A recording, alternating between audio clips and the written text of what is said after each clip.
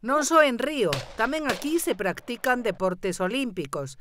Na parroquia de Santa Leocadia, en Castro de Rei, comezou hoxe a súa tradicional competición de tiro ao prato. Isto consiste en series de 25 platos, ou mellor de 25 platos, evidentemente. Contabilizase os ceros. Os ceros é o plato que non rompes. Iso é un cero e dai para baixo, 25 é o máximo que se pode fazer, dai para baixo. A competición vai durar toda a fin de semana. Esta tarde houbo entrenamentos. Os pratos fortes serán o sábado coa tirada local e domingo, no que haberá a tirada oficial. Nas 3 xornadas entréganse numerosos premios aos mellores tiradores.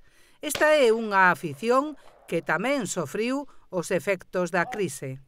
Foi moito en decadencia. Hai uns anos, pois había moitísima afición.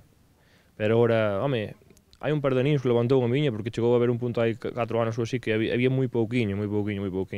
Foi todo a menos porque, non sei, a crise pudo afectar algo e todo o mundo, pois claro, intentaba recortar e quizá isto é un dos recortes que tuvo que sacar. Este robot é o que se ocupa do lanzamento dos pratos cando pide o tirador. O primeiro para manexar estas armas é cumprir coas normas de seguridade. Que cada tirador ten que estar no seu puesto. Son 6 tiradores por serie, 5 en puestos e un en reserva. E, bueno, pois nada, seguridade. No momento en que o tirador que lle tocou o seu turno tira, a escopeta hai que abrila. Esa é a norma de seguridade máis importante de todas. É o fundamental para ser un campeón? Sobre todo, ser unha persona tranquila,